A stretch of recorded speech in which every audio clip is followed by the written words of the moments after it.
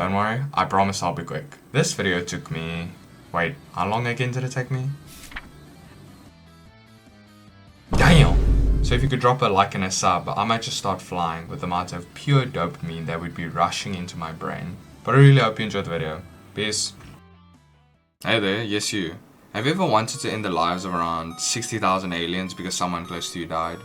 Yeah, me neither, but you can read just that in Drama Queen. It got the scumbags, Nomomoto and Four Eyes, and the actual characters, Kintami and Backbone. And some other bad shit insane people like this eye patch guy. But for today we're just going into the first 10 chapters. Why? Because I don't want to spend the next 60 years scripting this video. Chapter 1. Okay, so we start off the manga by meeting Nomomoto. You can't tell me this first panel doesn't look sick though. She bumps into some trashy alien who doesn't even want to apologize for accidentally hitting her. Don't worry, he eventually bugs off. And we learn about how much the people just love, and I mean love, the aliens. Nomomoto feels differently though. But she would get in trouble if people knew that. Fast forward and wow. She can't catch a break, eh? Another trashy alien screams on the scene, but this time, have no fear. Angry boys, yeah. Yeah, okay, kill me now. Meets Kintami, the true main character of Drama Queen. Don't worry about that statement though for now. Okay, so our two MCs are already introduced and already their personalities are clashing. Nomomoto is broke. Sorry. Or at least that's what I thought, but if we convert this 1,000 USD to rands, because I hail from around 17,000 rand a month. I don't think that's too bad for a 17-year-old who has no skills. But what do I know? No, seriously, I don't know. Correct me if I'm wrong. To quench her hunger, she goes to the beach. What? To do what? Fishing. Yeah, Kintami and I are both aren't impressed, but unlike me, he actually indulges her for nothing of a short 3 hours. And he eventually catches something. Now, onto some lore. Nomomoto asks Kintami about his family and gets this line just dropped right on her head. My whole family was killed by aliens. Okay. Apparently they got into a bad crash with a drunk alien driver. Kintami is out here asking the deep questions, like if there was even a giant meteor to begin with, while Nomomoto's response? Yeah, she just smack talks the aliens. I guess if you can't do anything physically, you can always destroy them verbally. And she murders some sand versions of them. They actually both do this. After a genuinely awesome scene about two people complaining about poor working conditions, we get to see this. Give her a break. He literally just burst into flames in front of her. Short story short, she gets fired. Yeah, it looks like this. And we end off with oh. Hey Kintami. Why, hello. Oh, ooh. He killed an alien. Oh shit, okay. And Nomomoto, what do we do? And chapter 2 starts off with a beautiful little cover. And right below it is... Bye. Wow. So this is the scum alien that made Kintami's family past tense. We snap back to the present to see Kintami showing Nomomoto what his insides look like. Come on Kintami, get it together. He describes the alien meat as like the meat's been marinated in sewer water. Hey, yo. That's fair. It doesn't look too good. Just then a ring comes at the door. Actually, make that ring more. After opening the door, some aliens start complaining about something dumb, but are interrupted by Nomomoto's horrific smile. Thankfully, one of our MCs responded calmly. Kintami is trying to use the wonders of your phone's calculator app to show her that it would take 55 years to eat all the aliens, assuming she ate 3 a day. She doesn't care, and she just straight up tells him to not underestimate an unemployed woman. Yeah, I have to agree with Kintami here. Nomomoto is a freak, but this panel of them looking like they're just going out for a nighttime stroll when they're literally going to kill and eat aliens looks pretty cool. Out of nowhere, Kintami suddenly appears and boom, we get hit with a flashback. Basically, Kintami wants to go home, but his sister, Soyo, I hope I'm saying that correctly, can't leave just yet. In the back we see a rocket lifting off and the two talk about what they would want to do on the moon. Eventually, Kintami promises to take his whole family to the moon one day, but first he has to erase everything. I see what you did there, buddy. Afterwards, Nomomoto consumes their flesh and bones, and Kintami wants to go fishing again. After they're done scaring off all the aliens in the city. Show me right, right. Show me left, left. Which way is that? Right. Yep, you got it. How about this way? Yeah, that's great. Let me introduce you to Scumbag Dos. You know, like the number 2 from Spain. Okay, we don't have time. Anyways, meet Four Eyes. Chapter 3. So, Chapter 3 starts off with these 2 aliens making out. Ew, get this off my screen. While this is happening, Kintami is busy checking out these recent executions, if they made any headlines, but nope. As he's walking out, he sees and is forced to go with Four Eyes. Oof, Nomomoto does not seem to be enjoying that. They end up at a restaurant with varying levels of seriousness. Nomomoto just wants some ramen while Kintami trying to figure out who the hell this guy is. What are we doing, Nomomoto? Four Eyes gets straight to the point and calls them out for killing aliens. How did he figure this out? Simple. Damn satellites photographed them. From where? How do they even have this type of money? I don't know, but they have it. We learn that Four Eyes is actually some sort of alien killing intermediary and wants to partner up with our psychos. Kintami uses the power of denying your problems, but just like real life, that only makes things worse. Nomomoto, use spicy ramen bowl. It was super effective. As funny as that was now, he points his gun at Nomomoto, and he's about to send her to say hi to Kintami's family. But at the last moment, Kintami agrees to partner up with him, so, you know, Nomomoto doesn't die. After that, Backbone informs them of their next mission. She's pretty cool, you know, she's only my favorite character. Also, is anyone gonna help Nomomoto with a hole in her suit, or... This is the 4th chapter, right? We start off chapter 4 learning that trash comes in all shapes and sizes. This particular one's name is Huntaway, and he's their special target. Basically, he holds fake fundraisers, and get this, their client is a freaking old geezer that is committing the same scam. Bruh. Oh, and Backbone fixed Nomomoto's tie. Yay. Okay, so the plan. Their goal is to take down Huntaway, who is currently located on the top floor. Backbone will be entering disguised as a worker, and they will rendezvous outside his hotel room. Okay, 3, 2, 1, and they gave up. Well, no, their client actually died, so there's no point in the mission since they're not getting paid. It's a shame. Psych! I lied. They don't care about the money, they just want to kill and eat aliens. Separately, of course. Poor Backbone, she starts crapping bricks. Oh, and Kintami fixes Nomomoto's tie. Yay. After this, I got flashbanged by the most disgusting panel in the series. Well, it's not that bad, I have read Berserk and such, I just think it's gross. Anyways, Huntaway has the same reaction as me when I saw that last panel, and he needs to step out to go buy some cigarettes. Hey, I don't blame you, pal. Knock knock. Who's there? I'm going to bash your brains in, and my partner here is going to eat you. That's not even funny. While Nomomoto is feasting, Kintami prevents Backbone from coming in. And this makes us suspicious to if Nomomoto is the key to the body disposal method. Cheers. Chapter 5. Chapter 5 starts and Backbone is about to go in, but apparently Nomomoto was just taking a dump. What? They both finished the body disposal ages ago. Yeah, sure, buddy. They managed to fool her, but while they were talking about Huntaway getting away, he just shows up. Oh my god, bro. Oh, hell no, man. What the f***, man? Get your ass on, bro. Huntaway is pretty relaxed about the whole situation and really just wants to know how they got rid of the bodies, but Kintami's about 10 seconds away from making them all past tense. Cough, cough. It's not money I want, it's aliens. If you bring me new aliens every day, I'll think about it. With that, Nomomoto is all buddy-buddy with the aliens. Poor guy doesn't know, she only sees him as calamari. After this, Kintami realizes that Nomomoto really only cares about food, and neither Backbone nor Nomomoto benefit from the aliens being eradicated. Nomomoto really is a scumbag sometimes. They both get sent to bed earlier than expected. As Kintami returns to the mortal realm, welcome back, he realizes Backbone is already awake. She immediately confronts him about the whole Nomomoto situation, but he doesn't get it either. They both had the same dream, right?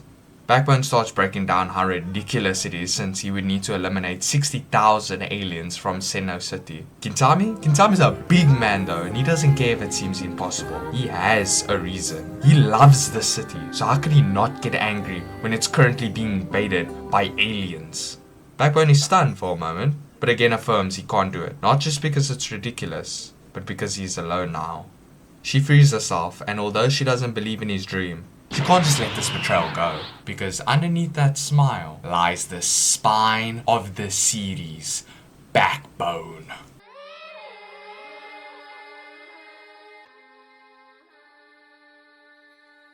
The chapter of 6. Kintami thinks she's crazy because, Nomomoto is an actual human, he doesn't kill humans, but Backbone, she takes this opportunity to call his bluff, and again points out that Nomomoto is actually the one who disposes the bodies. How does Kintami react to this? Calmly, of course. Huntaway finally realizes that Nomomoto only sees him as calamari, so he wants to have a word with Emo Boy and Kobeni when... Where are they again? I'll check the bathroom, you check the shower. Anybody... Oh, is that a ham? Damn! She might have given me the British greeting. Ham! The squad is ready to show Huntaway who the prey is. Hey yo, who wrote the script? But Backbone got her brain scrambled from that previous alien. Now, Huntaway starts to threaten them with Nomomoto's life. Yeah, get a load of this guy. He doesn't know that Kintami's on a mission. Huntaway says F this and just books it. Now, I know Backbone's vision is set at 144p, but you got to understand, Kintami is not the only one here who's on a mission. As our two black-haired emos get closer, the alien trips up. No, literally, he tripped. He thought he caught himself a Nomomoto suit, but what's this? Foreshadowing? Hey, Backbone. My suit's got a tear in the armpit. Yeah, it rips. And yeah, Kintami? He smells that blood in the water. And he gives Huntaway the same damage that 20 years of reels would do to your brain. He kills him. He kills him. The chapter ends with Nomomoto learning nothing. We're almost there. Hold the fort. Chapter 10 is soon. Nothing like a bucket of sea after a long day of killing aliens, am I right? I think Backbone certainly agrees with me. Four Eyes reminds him that the client was already dead, so no money. He also gives some words to Backbone since, despite her resilience, she did still collapse in the end. A little aid and Kintami wants to slap Nomomoto. Fair. She was, let's just say less than helpful in the last mission. He denies her of his future trust, but being the ignorant, goofy child she is, acts surprised he even trusted her in the first place. Oof. Kintami actually looks pretty sad over this reveal, because he was starting to build a real connection to her. Nomomoto actually starts using her head for once, and figures out that Kintami found some small semblance of family in her, and cares about her, to an extent of course. This gives us a small peek into Nomomoto's background, as she says she had no friends, and cut ties with her family, so she doesn't even know how to properly say sorry. They eventually make a deal, but damn, this scene is pretty painful. I mean, look at my boy. Stand aside, Kintami. I'll make this quick. Anyhow, more stuff happens, and it's basically Nomomoto thinking about how everyone has someone to have a top 10 anime rage moments over. I wonder if it's normal to have someone like that. But before she's about to start thinking on a higher level, some food is immediately shoved in her face and she just returns to a normal gluttony self. We almost had it. We almost had it. Oh, and just a small detail here at the end. Nothing too major. Kintami meets the killer of his family. Daihachisho. Did I say that right? Did I say it right? I think I did. Chapter 8 starts and he is not even waiting for my narration. So is anyone gonna grab him or... Oh right, let the boss go! Damn, you kinda got big cheeks back here. Not now, Tom. Kintami gets put in timeout and guess who's the one to come console him? If you guess Lily, with the music note, you would be correct. Lily tries to ask him what's up, but I don't think Kintami's all there right now. 3 attack attempts later and what's this? Lily's still alive? I'll give my props considering what we've seen of Mr. Eraser over here. Lily thinks Kintami is just insanely jealous of him to the point of attacking him, but don't give me that crap. He must remember. Kintami spent every day trying to locate him, but he just couldn't find out where the heck this guy went. My boy Kintami explains how 3 years ago, Lily's car crashed into theirs at around, 10,000 kilometers an hour. Lily tells him that it was probably his younger twin brother who did it. He apparently caused an incident on Earth at around about the same time. His name is Lally, with star this time. Mr. Emo then tells him to just bring him here, but Lily can't. He is back on their home planet and he has no idea about his actual whereabouts. Kintami can't believe what he's hearing right now. Oof, buddy. As he's leaving the hospital, he learns about how the new boss Lily is like a ray of sunshine. Very literally, by the way. Sunshine. Also, Lily wants to be buds with Kintami, but he doesn't care. As he's walking in the rain, thinking about this and that, one thought pierces through. What if it was a lie? He hasn't seen any other alien twins, so why should he believe him? What if he doesn't have a brother? How does he know where he works? Was he watching him? Stop.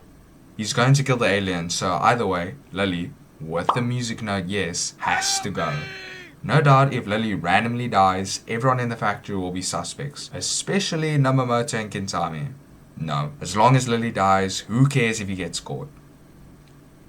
Damn! Kintami's not playing around. He wants Lily gone by any means necessary. Okay, Mr. Vengeance over here.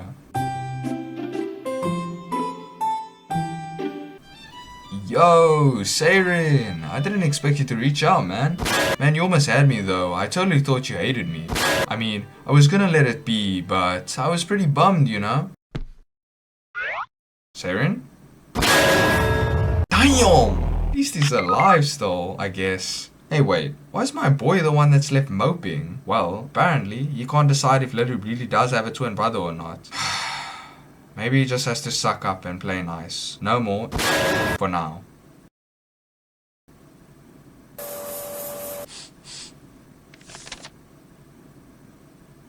The chapter ends with the scariest thing yet. Come closer. Public speaking. Can we get much higher? So high. Okay, strap yourselves in because this is going to be a big one. Lots of lore and comprehension, may be a bit too much for this video, so I'll try to explain it as interestingly as possible. Ready? While Four Eyes is busy lying through his teeth, Kintami, yeah, he's not doing too hot. He hasn't eaten or slept well since seeing Lily, and seeing Nobumoto so full of ha-has and hee-hees kind of pisses him off. So he tells her, keep it down. Four Eyes continues explaining that there was a bunch of problems that we humans can't solve, but apparently aliens can. At the same time, Kintami gets a double kill. He really doesn't like Nobumoto right now, with how free a spirit she is and with the pain of her betraying him so shamelessly back at the hotel resurfacing. Actually, he realizes he hates people like her. I mean, she's a literal psychopath. Side note, I looked up both paths and I felt like she was closer to a psychopath, but if I'm wrong, just be sure to me. In Minecraft, of course. He believes she has never experienced love from another in her whole life. Damn! I really can't wait for Nobumoto's backstory. He understands he can't achieve his dreams without her, despite all her flaws. Four Eyes continues by saying that all the rumors about aliens invading them is wrong, and if they really wanted to, they could have instantly taken us over with their crazy technology. So, to all the haters of aliens, the miserable and the lonely, ask them this: has anything you've done made your life better? Oh, and the aliens' population in Senna City will be doubled within a year. Thanks. Well, that sucks for Kintami, but I can already picture Nobumoto watering at the thought of more food. As Four Eyes is leaving, a student comes up to him and calls BS on the aliens saving humanity. Four Eyes, being the rage baiter that he is, denies this, and when the boy tries to speak up, he tells the kid to stay mad, since he loves seeing people angry. Yes, scumbag number 2 of the manga has been identified. Please proceed with caution. When reading, do not get irritated. I repeat, do not get irritated. To end off this long chapter, Kintami wants Nobumoto to come with him.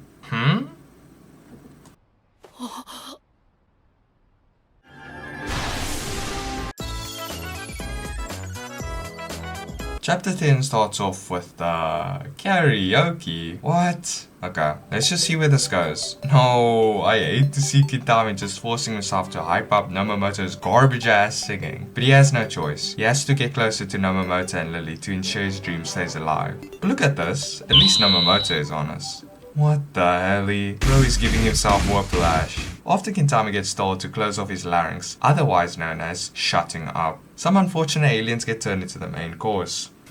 Nomomoto looks so awesome here. Actually, never mind. While Kintami is trying to pick a song, he accidentally stumbles upon something.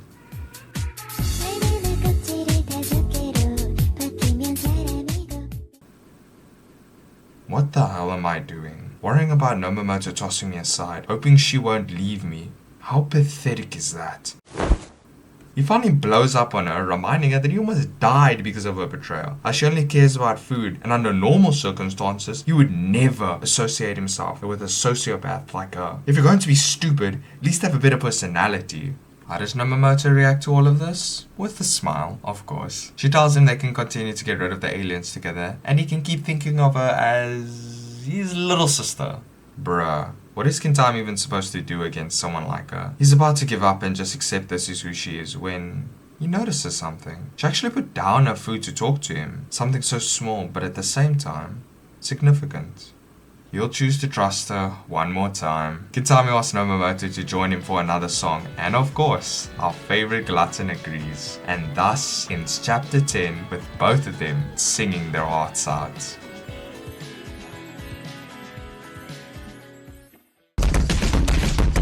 Hey, this is the first video I've done like this, so I'm expecting around 1 billion views. I'm kidding. But yeah, it was super tough at times, but also really cool to make. Understand that I did leave quite a number of panels out, and this is only the first 10 chapters. So just go check out the manga if you want the full drama queen manga experience. Not sorry for that. And yeah. Whether you're an alien or a human, a like and a sub would be appreciated. See you not so soon. These videos take forever. Try not to die before you see my next one.